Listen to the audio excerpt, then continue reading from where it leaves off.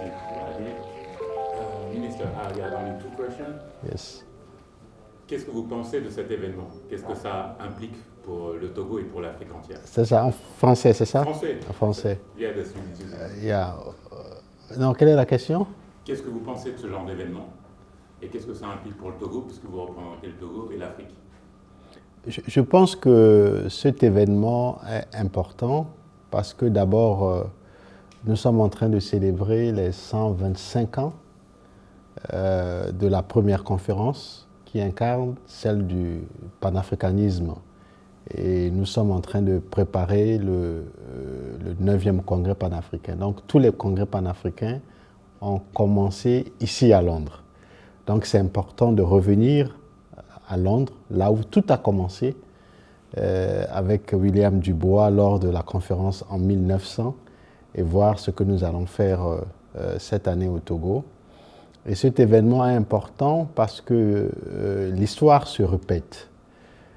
Comme je disais tantôt, nous étions en fin janvier, début février, à Berlin, où nous avions célébré 140 ans de la conférence de Berlin qui a vu la division de l'Afrique. 3 mois après, nous nous retrouvons à Londres, où nous parlons de célébrer les 125 ans de la conférence du premier congrès panafricain. Donc vous voyez que l'histoire se répète parce que depuis la division du continent africain et les conséquences qui sont néfastes sur le continent africain, sur tous les plans, les pères fondateurs du mouvement panafricaniste ont commencé tôt, il y a plus d'1 siècle. Donc, pour se retrouver ici et discuter du sort réservé aux Africains, etc. Et nous sommes aujourd'hui en 2025. Ce sort réservé aux Africains semble être le même. Il n'y a pas de grand changement, y compris aujourd'hui l'actualité qui est celle de la réparation des crimes commis pendant l'esclavage et la réparation du génocide contre les peuples africains. Donc c'est ça qui est important. Donc cet événement pour nous est important et de rappeler que le sort du continent africain n'a pas totalement changé. Les mentalités ont certes évolué, mais elles n'ont pas changé. Donc nous devons continuer la lutte pour la libération des peuples africains. Dernière question. En effet, c'est un mouvement africain, mais le Togo en lui-même, est-ce que vous pensez, par votre présence, devenir le fer de lance en fait, de ce mouvement? Et donc la conférence aussi en est un marqueur. Le Togo, comme les autres pays africains, a été choisi pour organiser le 9e congrès panafricain. Donc nous avons un engagement personnel d'abord parce que nous sommes africains, vous et moi, nous sommes tous des Africains. C'est de notre devoir de continuer le travail fait par nos prédécesseurs. Et le Togo, notre pays, s'honore d'abriter, d'organiser le 9e congrès. C'est une étape importante parce que n'oubliez pas que le Togo fait partie des pays africains qui déjà depuis 1957-58 jusqu'à notre indépendance, le 27 avril 1960, s'est totalement inscrit dans un mouvement de libération des peuples et donc du panafricanisme. Donc l'histoire du Togo incarne bien cette volonté qu'a aujourd'hui le président de la République togolaise, le président Faure Gnassingbé, d'abriter ce sommet, ce 9e congrès panafricain au Togo. Merci, Excellence. He's a good guy. All right. Honorable Minister, my name is David Roberts. I represent Southern African Times. Yeah. So I just have 2 questions for you. Two questions. So the first one is on the Pan-Africanism and the London Conference.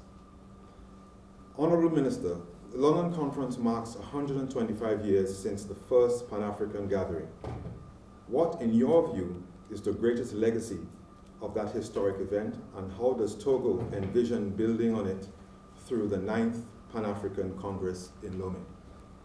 Thank you so much for your question. First of all, I think it's important to to congratulate our predecessors, because now we are celebrating 125 years, because in 1900, the guys like you and I, specifically Mr. William Dubois and his friend, they was here in London, and they decided to work for the Pan-Africanism, to define the Pan-Africanism idea. In 1900, it was around identity, etc., etc. But it's important for us to be here because it's like a commemoration. They started a work in 1900, but now the problem, what they decided to create that movement, the problem is still there. We are still talking about the future of African people. We are still talking about the role what African people can play in the world.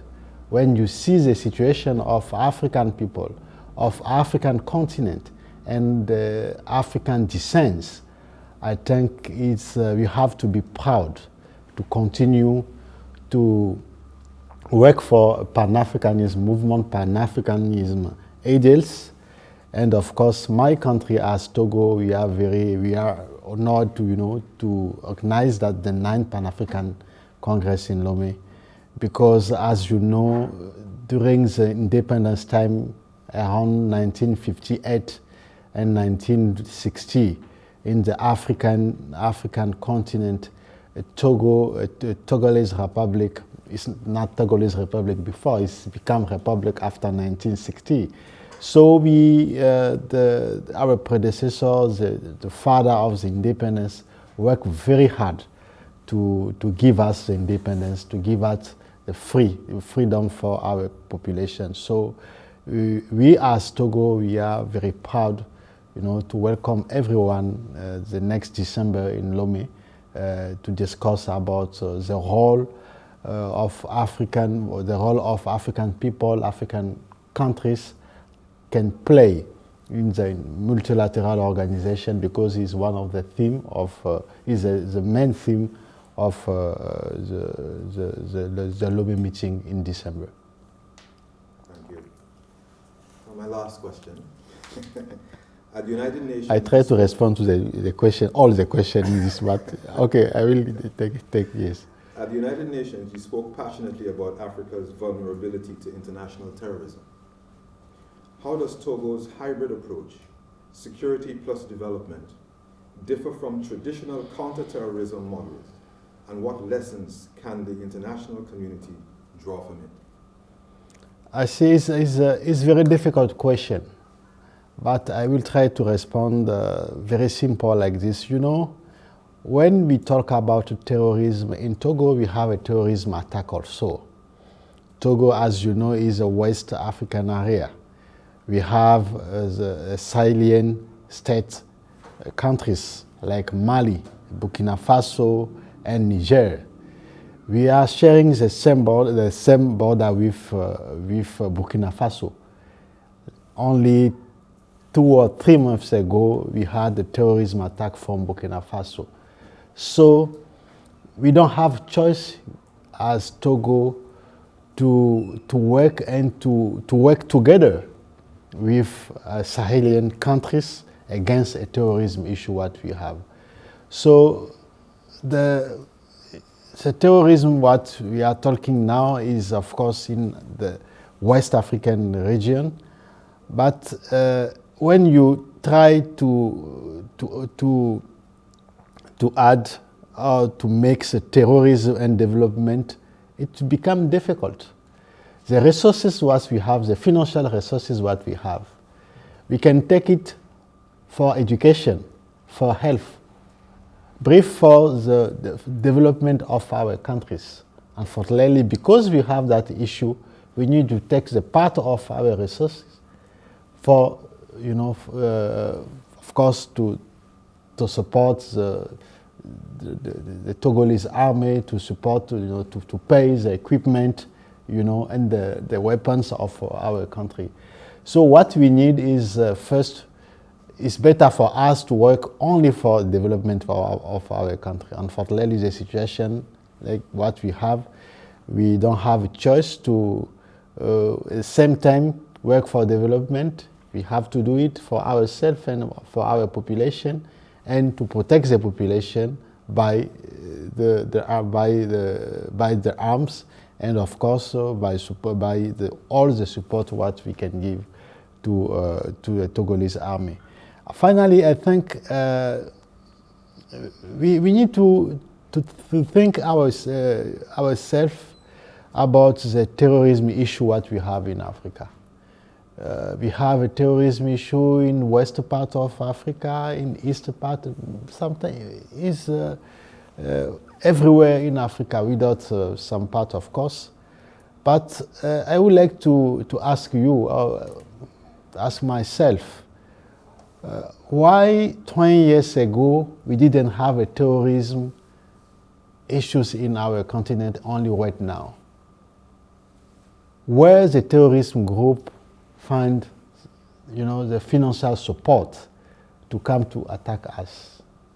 I think we as Africans, we need to think also about it. I think something is not clear here, because it's like the terrorism come now to disturb us, to stay concentrated on what we need, like development. So is just the question what I'm asking you, and I'm sure you will respond to your next paper. Thank you. Thank you, Minister. You said 2 questions. Yeah. All right. Yeah, thank So you. I think it is my turn. You also? Yes, for Africa 24. Okay, yeah, okay. Question for you. Let me see. But I respond in French, in English, so I need 1 question in my language. Oh wow. Yeah, of course, I'm African. But the question that I had are in French. In French. Donc ce sera des questions en français. Donc déjà tout d'abord merci beaucoup d'accepter de faire cette interview pour Africa 24. La première question serait que 125 ans après donc le premier congrès panafricain, le monde assiste à un regain d'intérêt pour le panafricanisme, notamment chez les jeunes générations africaines et dans la diaspora. En 2025, selon vous, quels sont les enjeux majeurs qui redéfinissent le panafricanisme et comment ce mouvement peut-il répondre aux défis politiques, économiques et identitaires du continent? Oui, les enjeux majeurs du panafricanisme aujourd'hui s'imposent. Parce que nous sommes à Londres, nous célébrons 125 ans issus de la première rencontre de Londres sur le panafricanisme, sur le mouvement créé par nos prédécesseurs. Mais entre vous et moi, qui sommes des Africains, les enjeux sont les mêmes. Il y a 125 ans, c'est vrai qu'on parlait plus de l'identité, on parlait plus entre guillemets de la race, ce n'est pas un mot que j'aime utiliser, lutte contre le racisme. Mais quand on voit le sort des peuples africains aujourd'hui, après 125 ans, il me semble qu'il n'y a pas eu un très grand changement. Je reconnais qu'il y a un changement. Je reconnais qu'aujourd'hui, les Africains peuvent occuper des positions qu'ils ne pouvaient pas occuper il y a 125 ans. Mais dans le fond, le problème reste le même. La place réservée à l'Afrique, la place réservée aux Africains aujourd'hui ne répond pas aux enjeux actuels. On a l'impression que les Africains et l'Afrique doivent rester cantonnés toujours à la remorque de l'histoire, alors que nous disons que l'histoire a évolué et nous devons être au devant de l'histoire. Et pour vous aider, je vous donne un simple exemple. Personne ne peut comprendre aujourd'hui qu'à l'heure où nous parlons en 2025, soit 125 ans après le premier congrès panafricain qui a eu lieu ici à Londres, on continue à se demander aux Nations Unies, au Conseil sécurité des Nations Unies, pourquoi les Africains ne sont-ils pas présents? C'est une injustice que nous dénonçons. Vous voyez que cette injustice est dénoncée depuis 40 ans, mais ceux qui tiennent les rênes persistent à ne pas vouloir que les Africains aient des sièges au Conseil de sécurité des Nations Unies avec droit droit de veto pour jouer un rôle important dans l'histoire. Donc de 125 ans à nos jours, nous subissons toujours la même injustice. Cette injustice se métamorphose, change de nom, voire de prénom pour vous faire rire, mais le problème est le même. Les injustices contre l'Afrique et les Africains sont toujours les mêmes. C'est pourquoi il est indispensable de se réunir à Lomé pour le 9e congrès panafricain afin de discuter de ce que les Africains doivent faire, du rôle de l'Afrique, parce que c'est le thème de la conférence du 9e congrès panafricain de Lomé, de la place et du rôle de l'Afrique dans les organisations internationales, car nous considérons que nous ne jouons pas, on ne nous fait pas jouer le rôle que nous devons jouer. Et cette injustice est à tous les niveaux. Alors justement, en parlant de rôle, quel est le rôle du Togo? Quelle est sa contribution aujourd'hui pour cette évolution de mentalité? La contribution du Togo, elle est forte. Il faut noter la contribution du Togo d'abord depuis les luttes des indépendances africaines, avant les indépendances africaines, du moins dans les pays francophones, parce que le Togo, sur le plan historique, faisait partie des pays de la ligne de front qui se battaient contre le colonialisme à l'époque. Et nous avions une autre indépendance comme les autres pays. Et aujourd'hui, vous voyez l'engagement du président de la République togolaise, le président Faure Gnassingbé, à organiser ce 9e congrès panafricain. Et je vous rappelle que seulement il y a quelques mois, le 16 février passé, le Togo a initié et obtenu auprès de l'Union africaine, la première décision incroyable que vous pouvez imaginer, la première décision des chefs d'État et de gouvernement de l'Union africaine condamnant la déportation, l'esclavage comme des crimes contre l'humanité et de génocide contre les peuples africains. Ce qu'on n'a jamais pu faire. Donc quand le Togo fait ça, je pense que vous comprenez aisément que la décision du président de la République, la décision du gouvernement togolais est une décision forte et c'est un engagement fort pour la lutte pour l'émancipation des peuples d'Afrique. Alors on parle d'émancipation, on parle aussi de réparation.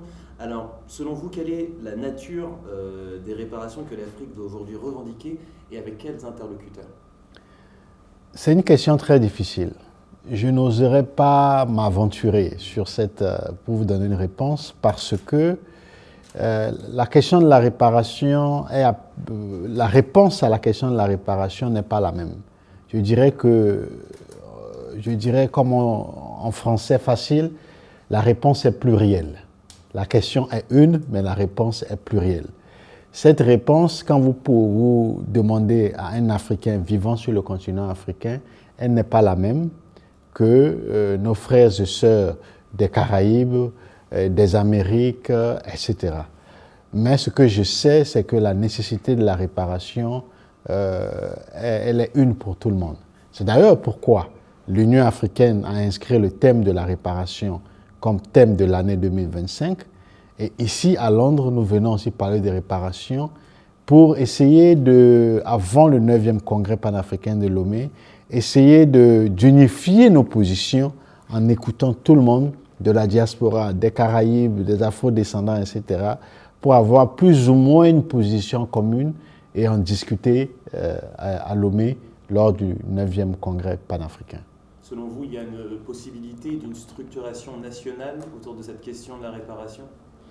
Oui, je pense qu'il est possible que nous ayons une structuration internationale, voire mondiale, autour de la réparation. Ça a plus de sens d'ailleurs, parce qu'elle ne concerne pas seulement l'Afrique, mais c'est l'Afrique et tous les Afro-descendants éparpillés à travers le monde qui sont concernés par cette question. Comment Africa 24 peut-elle participer à la promotion du panafricanisme et aider le continent dans le développement de ce dialogue ? Ici, je voudrais de prime abord féliciter Africa 24 parce que, en fait, vous n'avez même pas posé la question. Africa 24 s'est toujours engagé dans un mouvement panafricaniste par le biais de son président directeur général que nous connaissons bien, cher ami Constant Mallet. Je vous salue de passage. Et je vous salue vous-même dans votre équipe. Vous faites déjà le travail, vous nous accompagnez déjà. Et vous nous accompagnez en plus gratuitement, parce que vous y croyez.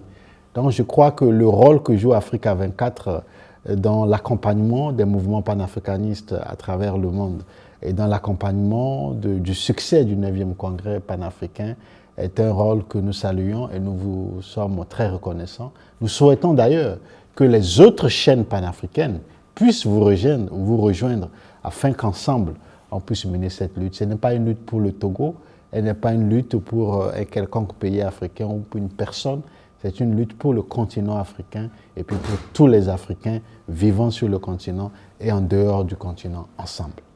Pour terminer, je peux vous demander de regarder directement la caméra en disant, donc en vous présentant, en donnant votre nom, votre titre, et de retrouver votre interview sur Africa 24. Je vous prie de retrouver mon interview sur Africa 24. Évidemment, je suis Robert Ducé, ministre des Affaires étrangères de la République togolaise, et je vous invite à nous rejoindre à Lomé pour le 9e congrès panafricain qui aura lieu du 8 au 12 décembre 2025. Lomé, la belle ville du Togo, vous attend, et la belle ville africaine. Venez nous visiter. Merci beaucoup. Merci. Juste une dernière question. Dis-moi. Sur le point qui a été abordé tout à l'heure, c'était pendant le discours. Oui, l'Empire du Mandingue, Voilà. du Mali. Ah, sur la question de l'universalité des citoyens. Oui, c'est ça. Oui, très très bien, on peut totalement faire ça. Vous avez parlé pendant justement votre allocution du fait que l'origine des droits des citoyens avec l'égalité de chaque citoyen ne viendrait peut-être finalement pas de la République française. Non, je vous le dis, je n'ai pas dit peut-être, j'affirme. J'affirme que l'origine de l'universalité des droits de l'homme vient de l'Empire mandingue au XIIIe siècle. Et c'est clair, nous avions la charte de l'Empire de Mandingue depuis le XIIIe siècle. Et tout le monde sait sur un plan historique que la Révolution française est arrivée après, donc 500 ans après. Donc ce fut, et nous devons en être fiers. Et je ne le dis pas parce que c'est moi, ou même parce que c'est vous, l'UNESCO l'a reconnu. L'UNESCO l'a reconnu et l'a inscrit dans son livre. Donc l'universalité des droits de l'homme a été connue et a commencé par l'Empire du Mali au XIIIe siècle. Évidemment, l'Empire du Mali, la charte, malheureusement, était orale. Donc, il faudrait être reconnaissant aussi à la République française qui, après la Révolution, a fait la Déclaration des droits de l'homme et l'a inscrit. Donc, l'Empire du Mali l'a fait oralement et la République française l'a plutôt inscrit. Mais l'histoire est là et je pense qu'il faudrait, en tant qu'Africain, être fier que la pensée universelle des droits de l'homme a commencé avec l'Empire du Mali au XIIIe siècle, sous Soundiata Keïta, et s'est matérialisée avec la République française à travers la Déclaration universelle des droits de l'homme 500 ans après. Merci beaucoup. Merci.